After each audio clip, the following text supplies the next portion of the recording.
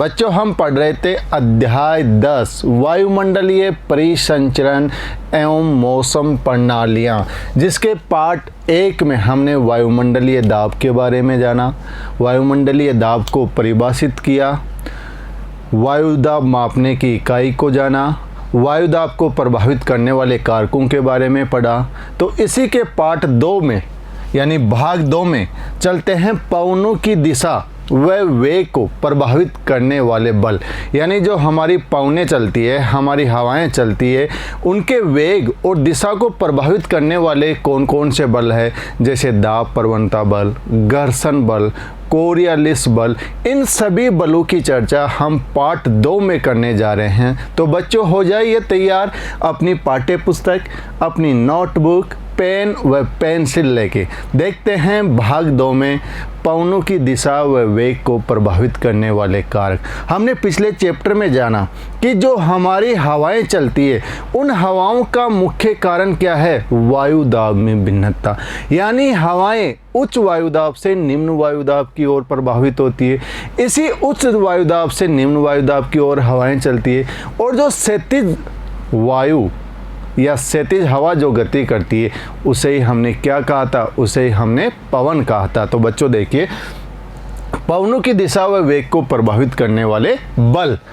आप ये जानते हैं कि वायुमंडलीय दाब में अभी चर्चा की भिन्नता के कारण ही वायु गतिमान होती है, और क्षैतिज गति को ही पवन कहा जाता है। यदि इस प्रकार से पवनें चलती है, क्षैतिज रूप में गति करती है, तो उसे हम क्या कहेंगे, उसे हम पवन कहेंगे। बच्चों अपनी नोटबुक में नोट कर लीजिए, पवन किसे कहते हैं और पवनें क्यों चला करती है।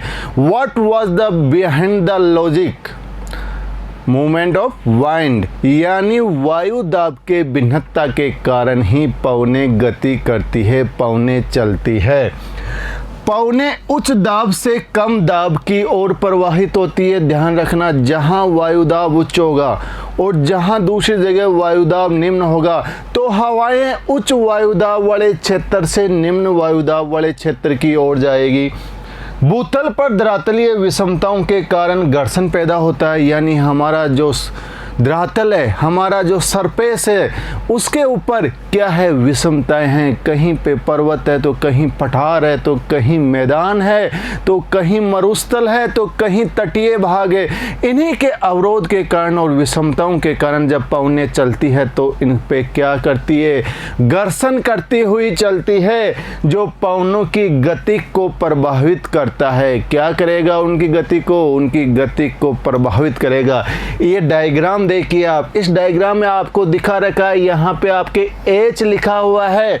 H मतलब हाई प्रेशर, यानी यहाँ पे क्या है, यहाँ पे उच्च वायु दाब है, और यहाँ पे देखिए L लिखा हुआ है और यहाँ पे H है, यानी इस जगह पे उच्च वायु दाब है, और यहाँ पे क्या है, यहाँ पे लो प्रेशर है, यानी निम्न वायु दाब है। तो देखिए आप यहाँ पे ये हवाएं कैसे गति कर रही है, ये उच्च वायुदाब से निम्न वायुदाब की ओर चल रही है। तो कहने का मतलब क्या था, पवनें उच्च वायुदाब से निम्न वायुदाब की ओर गति करी। जितनी मेहनत बच्चों में आपके लिए यहाँ कर रहा हूँ, उतने ही मन से, उतने ही दृढ़ता से, उतनी ही कठोर मेहनत से आप भी इन्हें समझने का प्रयास कीजिए। यानी आपकी हर चीज़ के कॉन्सेप्ट क्लियर करते हुए आपको तैयारी करवाई जा रही है। चलते हैं आगे, देखो इसके साथ पृथ्वी का घूर्णन भी पवनों के वेग को प्रभावित करता है। यानी पृथ्वी कैसे घूर्णन करती है, पश्चिम से पूर्व की ओर रोटेट करती है, उसके कारण भी पवनों की गति में क्या होता है, डिफ्लेक्शन, विक्षेपण पैदा होता है। पृथ्वी के घूर्णन के द्वारा लगने वाले बल को कोरियोलिस फोर्स या कोरियोलिस बल कहते हैं। इसकी चर्चा हम अभी आगे उससे विस्तार से करेंगे। पृथ्वी के धरातल पर 37 पवने संयुक्त प्रवाहों का नाम है। कितने प्रवाहों का? 3 प्रवाहों का। यानी ये पवनों के वेग और दिशा को प्रभावित करने वाले 3 कारण मुख्य हैं। इनके अलावा एक कारक और है, मगर 3 कारण मुख्य रूप से कौन कौन सा? पहला है दाब प्रवणता बल यानी प्रेशर ग्रेडियंट फोर्स। सेकंड है कोरियलिस फोर्स यानी कोरियलिस बल। और तीसरा है घर्षण बल या जिसे बोलते हैं फ्रिक्शन फोर्स। दाब प्रवणता नंबर 1, नंबर 2 घर्षण बल, नंबर 3 कोरियलिस फोर्स। यानी यही 3 कारण मुख्य तौर से जिम्मेदार है पवनों के वेग व दिशा को प्रभावित करने वाले कारकों में। इनमें से हम एक और इसके अतिरिक्त और लेते हैं जिसे कहते हैं ग्रेविटेशनल फोर्स यानी गुरुत्वाकर्षण बल। ये भी पवनों को नीचे की तरह प्रवाहित करता है। देखो पहला देखते हैं दाब प्रवणता बल। दाब प्रवणता बल क्या होता है? यानी एक जगह वायु दाब उच्च पाया जाएगा और एक जगह वायु दाब क्या पाया जाएगा? निम्न पाया जाएगा। तो इन्हें अंतर को कहते हैं दाब प्रवणता बल। वायुमंडलीय दाब भिन्नता एक बल उत्पन्न करता है। दूरी के संदर्भ में दाब परिवर्तन की दर दाब प्रवणता है। यानी इस डायग्राम में आपको तीनों बल दिखाए गए हैं। ये आपका देखो प्रेशर ग्रेडियंट फोर्स यानी दाब प्रवणता बल। इसके नीचे दे रखा है आपको कोरियलिस फोर्स यानी कोरियलिस बल। और यहाँ पे दे रखा है आपको जियोस्ट्रोपिक विंड यानी भूविक्षेपी पवन, यानी इसे कहेंगे भूविक्षेपी पवन। ये हो गया आपका दाब प्रवणता बल और ये हो गया आपका कोरियलिस फोर्स। यानी ये तीनों दाब, यहाँ पे आपका है हाई प्रेशर, यहाँ पे आपका है लो प्रेशर। तो यानी इनका दाब का परिवर्तन में दर है उसे कहेंगे दाब प्रवणता। यानी यहाँ पे 1000 मिलीबार की क्या खींची गई है? समदाब रेखाएं, आइसोबार लाइन। हमने चर्चा की थी कि आइसोबार किसे कहते हैं कि समान वायुदाब के वाले स्थानों को मिलाने वाली रेखा को हम क्या कहेंगे? उसे हम आइसोबार कहेंगे, समदाब रेखा कहेंगे। यानी ये 1000 मिलीबार की है, ये 1004 मिलीबार की है। यानी कहने का मतलब यहाँ पे 1000 की है और यहाँ पे 1016 मिलीबार की रेखाएं हैं। और यह पवन यहाँ पे इस प्रकार से गति कर रही है और ये दाब प्रवणता के कारण ये इनके क्या हो रही है? समकोण पे हो रही है। ये देखो ये समकोण के ऊपर है, किसके? दाब प्रवणता बल के। जहां समदाब रेखाएं पास पास हो, यानी जहां पे समदाब रेखाएं पास पास होगी वहां पे दाब प्रवणता बल क्या होगा? अधिक होगा। यानी ये समदाब रेखा, ये समदाब रेखा, यानी ये समदाब रेखाएं क्या है? पास पास दिखाई गई है। तो यहाँ पे दाब प्रवणता क्या होगी? दाब प्रवणता अधिक होगी। और जहाँ पे समदाब रेखाएं दूर दूर होगी यहाँ पे दाब प्रवणता क्या होगी? दाब प्रवणता कम होगी। बच्चों यह पर्सन कंसेप्ट के रूप में कई बार बड़ी कॉम्पिटिटिव एग्जाम में पूछा गया है, जैसे कॉलेज लेक्चरर एग्जाम है, फर्स्ट ग्रेड एग्जाम है, सेकंड ग्रेड है, RS है। इनमें एक अक्सर पूछा गया है कि यदि समदाब रेखाएं पास पास हो तो दाब प्रवणता होगी, कम होगी, अधिक होगी, बराबर होगी या नहीं होगी। इस प्रकार का क्वेश्चन तो कंसेप्ट क्लियर कर लीजिए कि जहां पे समदाब रेखाएं पास पास होगी दाब प्रवणता क्या होगी? अधिक होगी। और जहां समदाब रेखाएं दूर दूर होगी वहां पे दाब प्रवणता क्या होगी? कम होगी। सेकंड देखते हैं घर्षण बल। यानी हवाएं जब क्या करती है? धरातल को रगड़ खाते हुए चलती है तो वहाँ पे घर्षण बल क्या होता है? अधिक होता है। और वहीं वो हवाएं समुद्री भाग के ऊपर से चलती है तो वहाँ पे घर्षण बल क्या होगा? कम होगा। और अभी हमने पीछे भी चर्चा की थी कि धरातल की विषमताओं के कारण घर्षण बल अलग अलग जगह अलग अलग होता है और उसके कारण भी पवनों का वेग और दिशा में क्या होता है? परिवर्तन होता है। यदि कोई पर्वत से टकराएगी तो उनका वेग क्या हो जाएगा? कम हो जाएगा। तो देखते हैं घर्षण बल, फ्रिक्शन फोर्स। यह पवनों की गति को प्रभावित करता है, धरातल पर घर्षण बल क्या होगा, सर्वाधिक होगा। और यह धरातल से 1 से 3 किलोमीटर की ऊंचाई तक ही होता है। समुद्री सतह पर घर्षण बल क्या होगा, न्यूनतम होगा, क्योंकि समुद्र में क्या होगा, पानी होगा, जल होगा, तो वहाँ पे फ्रिक्शन नहीं होगा, बहुत कम होगा। यानी ये देखो, ये हवाएं चल रही है, ये क्या दिखाई रखा है, ये हमारी अल्टीट्यूड है, यानी ऊंचाई है धरातल से, ये हमारा समुद्र लेवल है, सी लेवल है। तो इस जगह पे तो क्या हो रहा है, फ्रिक्शन लेयर बन रही है यहाँ पे 1 से 3 किलोमीटर, घर्षण बल सर्वाधिक है, मगर ऊपर की ओर घर्षण बल क्या है, बहुत कम है। और अधिकतर कहाँ तक है, 1 से 3 किलोमीटर यदि पूछा जाए घर्षण बल कहाँ अधिक होगा, तो स्थलीय भाग पे, धरातलीय भाग पे घर्षण बल ज़्यादा होगा, और समुद्री भाग पे, समुद्री तल के ऊपर घर्षण बल नगण्य होगा। और अधिकतम घर्षण बल 1 से 3 किलोमीटर की ऊंचाई पे ही होता है, उसके ऊपर जाने पे घर्षण देखो नगण्य हो रहा है, यानी आपस में हवाएं क्या चल रही है, सीधी चल रही है, घर्षण नहीं कर रही। अगला चलते हैं कोरियोलिस फोर्स, यानी यह बल क्या कहता है, यह बल पवनों की दिशा को प्रभावित करता है। हमने इसकी पहले भी चर्चा की थी कि हमारा जो पृथ्वी है, ये जो आपको पृथ्वी दिखाई गई है, पूरा का पूरा ग्लोब क्या है, ये पृथ्वी है। और इस पृथ्वी के बीचों बीच से एक रेखा खींची गई है, इस रेखा को हमने क्या कहा, इस रेखा को हमने भूमध्य रेखा, 0 डिग्री अक्षांश रेखा, विषुवत रेखा या इक्वेटर लाइन का, ये हमारे पूरी पृथ्वी को 2 भागों में विभाजित करती है। इसके ऊपरी भाग को हम कहते हैं नॉर्दर्न हेमिस्फेयर, यानी या नदर्न हेमिस्फेयर, उत्तरी गोलार्ध, और दक्षिणी भाग को कहते हैं सदर्न हेमिस्फेयर, यानी दक्षिणी गोलार्ध।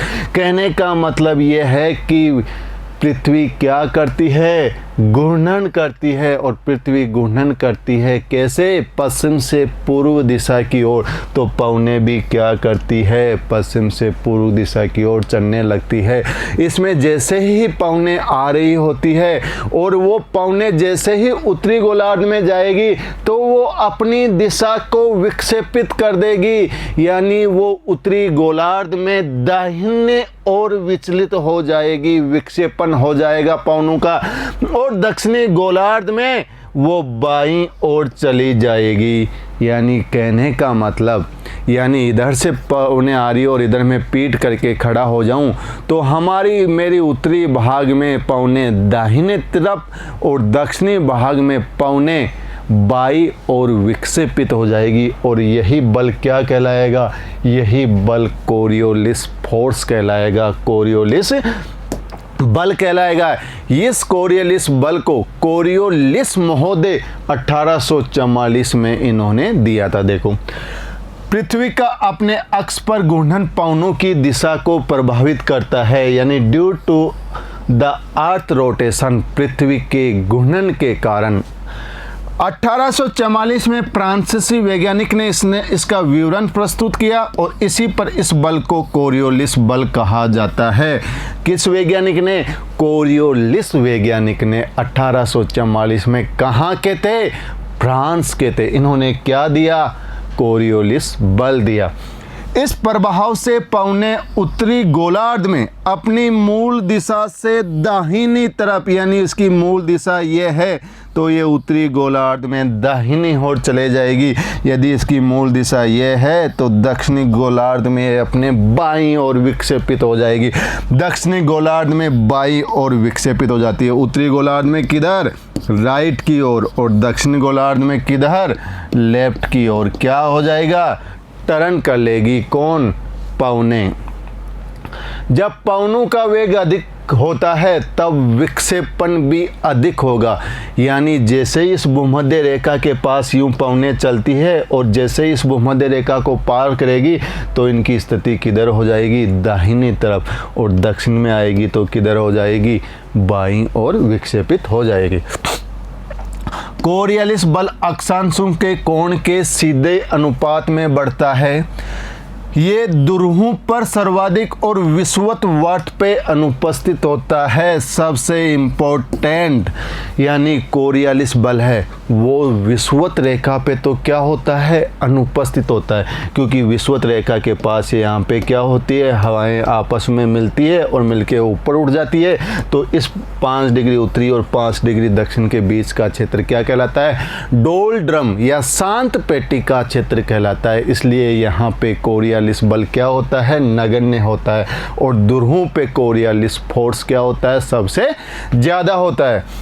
कोरियालिस बल दाब प्रवणता के समकोण पर कार्य करता है। किसके, दाब प्रवणता। दाब प्रवणता कहाँ पे है, यहाँ पे देखिए प्रेस ग्रेडियंट फोर्स, दाब प्रवणता। और कोरियालिस बल कहाँ पे हैं, ये कोरियालिस बल किसके, इधर दाब प्रवणता बल और इधर कोरियालिस बल किसके, दाब प्रवणता बल के समकोण पे कार्य कर रहा है। कितने डिग्री का एंगल है, 90 डिग्री का एंगल, जिसे हम क्या कहते हैं, समकोण कहते हैं। दाब प्रवणता बल समदाब रेखाओं के समकोण पे होता है। और जो दाब प्रवणता बल है ये जो हमारी समदाब रेखाएं हैं इनके भी क्या होगा, समकोण पे होगा। ये देखो सभी का सभी क्या हो रहा है, समकोण के ऊपर है। तो ध्यान रखना, यानी दाब प्रवणता बल समदाब रेखाओं के समकोण पे होता है। कोरियालिस बल दाब प्रवणता के समकोण पर कार्य करता है।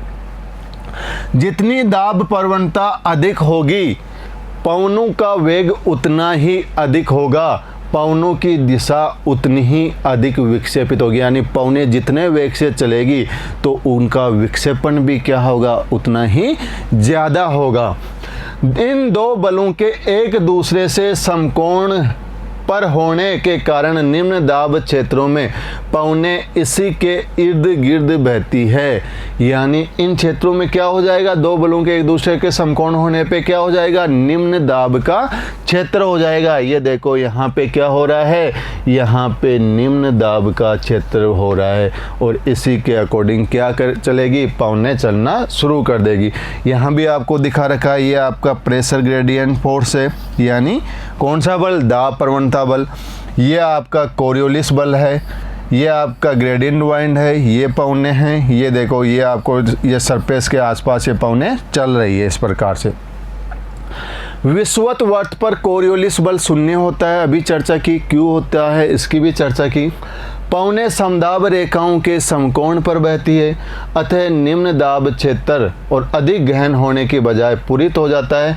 यही कारण है कि विषुवत वट के निकट क्या नहीं बनते, उष्णकटिबंधीय चक्रवात नहीं बनते। आप ये देखो इस डायग्राम में क्या दिखा रखा है आपको, ये पूरा का पूरा ग्लोब है, ये आपका एसपी है। एसपी का मतलब साउथ पोल, दक्षिणी ध्रुव। ये आपका एनपी है, मतलब उत्तरी ध्रुव, यानी ये दक्षिणी ध्रुव 90 डिग्री और ये उत्तरी ध्रुव 90 डिग्री। ये आपकी इक्वेटर लाइन है, भूमध्य रेखा है, ये पूरी की पूरी क्या है, भूमध्य रेखा है। इस भूमध्य रेखा पे ये देखो ये पवनें क्या हो रही है, सीधी जा रही है, मगर इसके पास में आते ही पवनें क्या हो रही है, विक्षेपित हो रही है। किधर, बाई ओर, कौन से गोलार्ध में, दक्षिणी गोलार्ध में। इधर देखो ये पवनें आ रही है पवनें, किधर विक्षेपित हो रही है, दाहिनी ओर, कौन से गोलार्ध में, नदर्न हेमीस्फीयर के अंदर। तो इस प्रकार से ये पवनों में क्या हो रहा है, डिफ्लेक्शन हो रहा है। इधर deflection to right, deflection to left दिख रहा है, यानी उत्तरी गोलार्ध में राइट यानी दाहिने ओर, दक्षिणी गोलार्ध में लेफ्ट मीन्स यानी बाई ओर। अब देखते हैं वायु दाब व पवनें। अभी हमने दाब प्रवणता, घर्षण बल और कोरियोलिस बल की चर्चा की। अब देखते हैं वायु दाब और पवन। पवनों का वेग व उनकी दिशा पवनों को उत्पन्न करने वाले बलों का क्या है, परिणाम है। पृथ्वी की सतह से 2 से 3 किलोमीटर की ऊंचाई के ऊपरी वायुमंडल में पवनें धरातलीय घर्षण के प्रभाव से मुक्त होती है। कहाँ पे, ऊपरी वायुमंडल में। ऊपरी वायुमंडल में पवनें किसे, धरातलीय घर्षण में, यानी ऊपर क्या नहीं होता, घर्षण नहीं होता। अभी चर्चा की कि 1 से 3 किलोमीटर तक ही घर्षण होता है, उसके ऊपर घर्षण क्या होता है, कम होता है, बिल्कुल कम। और मुख्यतः दाब प्रवणता तथा कोरियलिस बल से क्या हो जाती है, नियंत्रित हो जाती है। जब समदाब रेखाएं सीधी हो, यानी ये समदाब रेखा है, सीधी हो, तो दाब प्रवणता बल कोरियोलिस बल से क्या हो जाता है, संतुलित हो जाता है। कैसे, यानी समदाब रेखाएं सीधी हो और घर्षण का प्रभाव ना हो तो दाब प्रवणता बल कोरियोलिस बल से क्या हो जाएगा, संतुलित हो जाएगा और फलस्वरूप पौने समदाब रेखाओं के क्या बहने लग जाएगी, समानांतर बहने लग जाएगी। तो इस प्रकार की पवनों को हम क्या कहेंगे, जियो स्ट्रोपिक वाइंड यानी भूविक्षेपी पवन कहेंगे। इन पवनों को भूविक्षेपी पवनों के नाम से जाना जाता है। कई बार पूछा गया है, आपके बोर्ड के एग्ज़ाम में भी पूछा गया है, लोकल एग्ज़ाम में भी पूछा गया है कि भूविक्षेपी पवन क्या होती है। कॉम्पिटिटिव एग्ज़ाम में भी पूछा गया है कि यानी समदाब रेखाएं सीधी हो, घर्षण का प्रभाव ना हो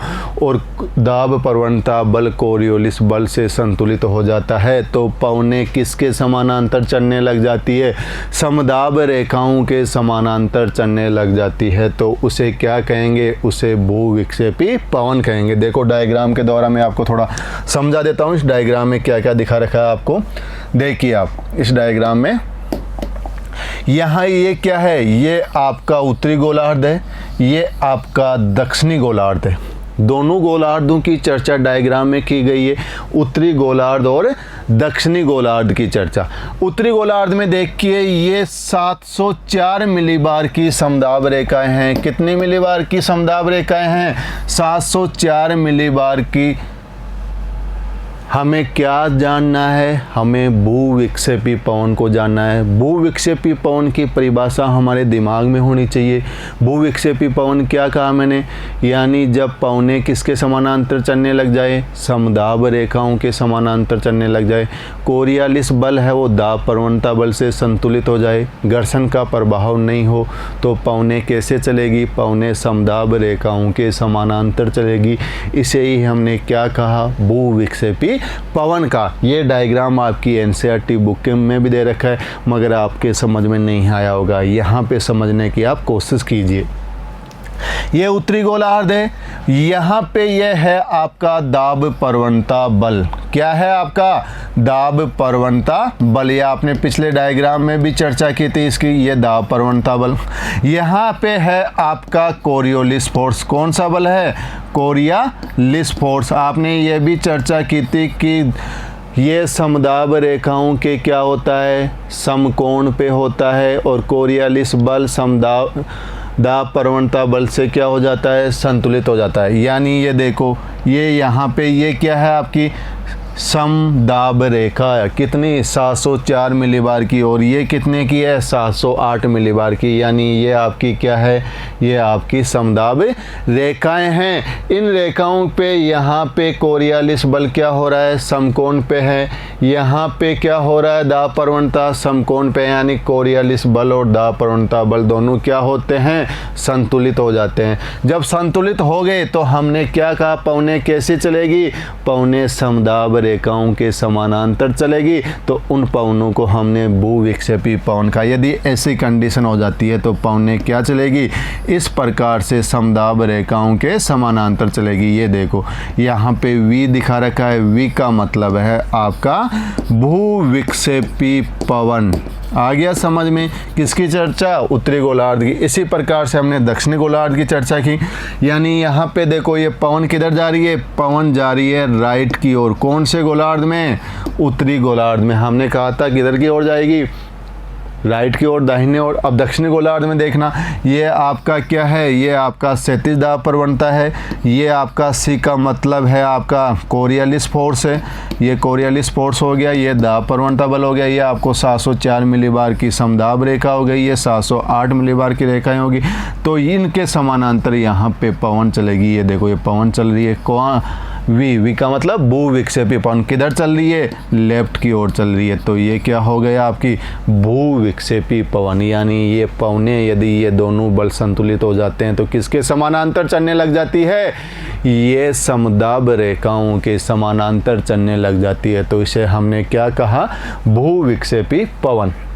आगे देखो, दो चीज़ों की ओर चर्चा करेंगे हम, चक्रवात और प्रतिचक्रवात। दो चीज़ें आपके सिलेबस में दे रखी है, उनको भी हम थोड़ा सा शॉर्ट में समझेंगे। पहले भी चर्चा की है मगर शॉर्ट में फिर से समझेंगे। निम्न दाब क्षेत्र के चारों ओर पवनों का परिक्रमण चक्रवाती परिसंचरण कहलाता है। यानी निम्न दाब का क्षेत्र, केंद्र में क्या हो गया, निम्न दाब हो गया। यहाँ पे देखिए आप, यहाँ केंद्र में क्या हो रहा है, निम्न दाब हो रहा है। आपको दिख रहा है यहाँ पे क्या लिखा हुआ है, एल। एल का मतलब क्या, लो प्रेशर, यानी केंद्र में क्या हो गया, निम्न दाब।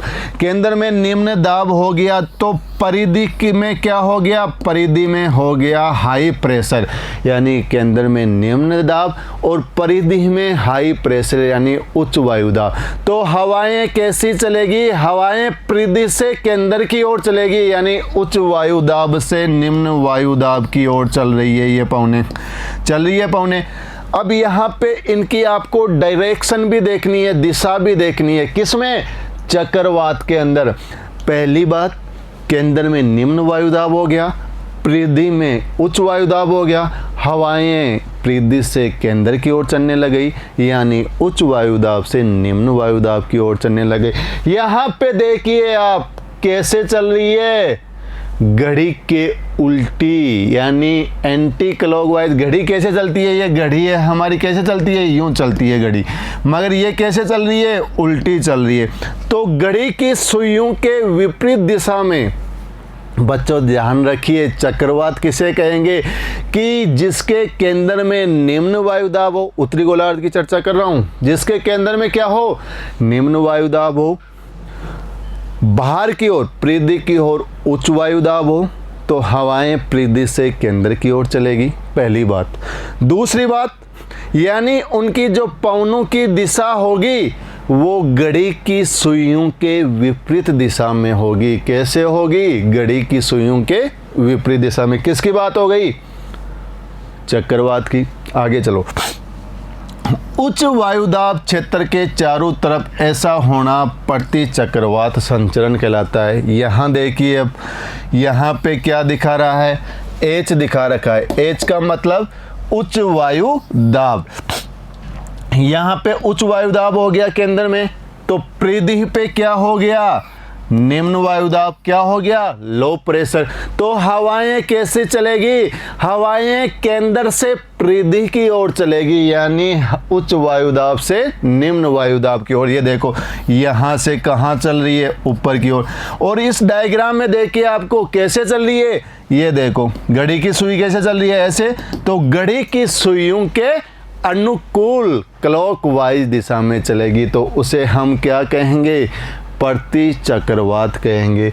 इस डायग्राम के भी द्वारा दिखाया गया है, इस डायग्राम को भी थोड़ी देर बाद में समझाते हैं, पहले देख लेते हैं टेबल के द्वारा। इन प्रणालियों में पवनों की दिशा दोनों गोलार्धों में क्या होती है, भिन्न भिन्न होती है।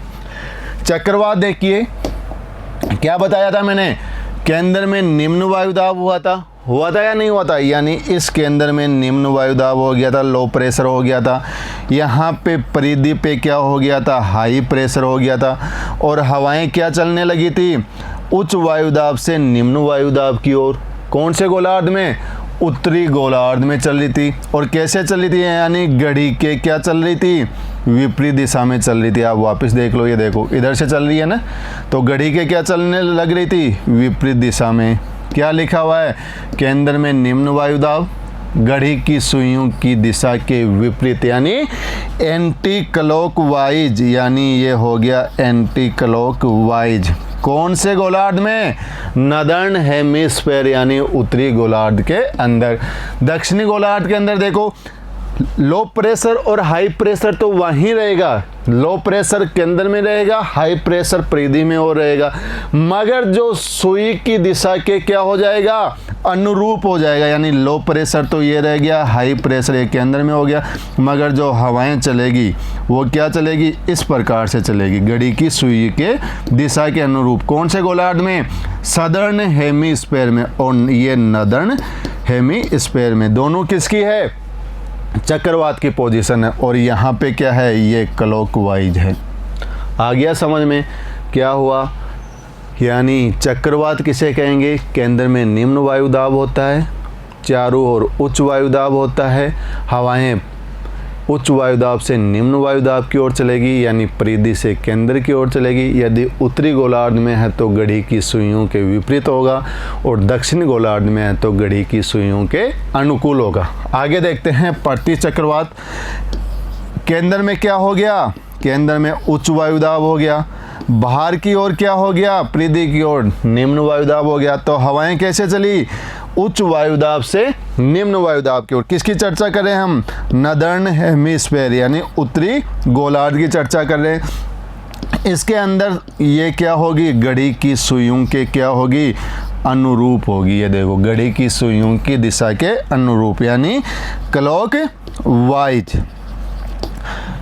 आगे देखो, दक्षिण गोलार्ध में क्या होगा, यही होगा, यानी यहाँ हाई प्रेशर, बाहर की ओर लो प्रेशर, हवाएं यहाँ चलेगी, मगर क्या होगी, घड़ी की सुइयों के दिशा के क्या होगी, विपरीत होगी। इस डायग्राम में देखिए आप, ये कंडीशन किसकी दिखा रखी है, ये प्रति चक्रवात की कंडीशन दिखा रखी है। इस प्रति चक्रवात में क्या हो रहा है, इस प्रति चक्रवात में केंद्र में क्या हो रहा है, हाई प्रेशर हो रहा है। या उत्तरी गोलार्ध है, नदर्न हेमीस्फेयर है, और ये सदर्न हेमीस्फेयर है। यहाँ पे हाई प्रेशर है, यहाँ पे हाई प्रेशर है, बाहर की ओर लो प्रेशर है, एलपी है, यहाँ एलपी है, यानी लो प्रेशर। हवाएं कहाँ चली, उच्च वायुदाब से निम्न वायुदाब की ओर, यानी उच्च वायुदाब से निम्न वायुदाब की ओर चल रही है। इसमें देखो कैसे चल रही है, घड़ी की सुइयों के अनुकूल चल रही है। कौन से गोलार्ध में, उत्तरी गोलार्ध में। हमने बात क्या की थी कि प्रति चक्रवात में उत्तरी गोलार्ध में घड़ी की सुइयां कैसी होगी, घड़ी की सुई के दिशा के अनुरूप होगी। ये देखो, घड़ी की सुई की दिशा के अनुरूप। दक्षिणी गोलार्ध में देखो, ये वापस क्या चल रही है, इधर इसके उल्टी चल रही है। किसमें, दक्षिणी गोलार्ध में क्या, प्रति चक्रवात में घड़ी की सुई के दिशा के विपरीत चल रही है। तो चक्रवात और प्रति चक्रवात का कंसेप्ट क्लियर बच्चों, यानी चक्रवात किसे कहेंगे और प्रति चक्रवात किसे कहेंगे। यदि नहीं समझ में आता है तो फिर भी वीडियो को पॉज कीजिए, आराम से सुनिए, बार बार सुनिए, अगेन अपनी पुस्तक से मिलान कीजिए, आपको नो डाउट आपका कंसेप्ट क्या हो जाएगा, क्लियर हो जाएगा। पृथ्वी की सतह पर कई बार निम्न व उच्च वायुदाब के चारों ओर पवनों का परिसंचरण ऊंचाई पर होने वाले वायु परिसंचरण से ही संबंधित होता है। यानी जैसे पवनें नीचे चलती है वैसे ही कहाँ चलने लग जाती है, ऊपर भी चलने लग जाती है।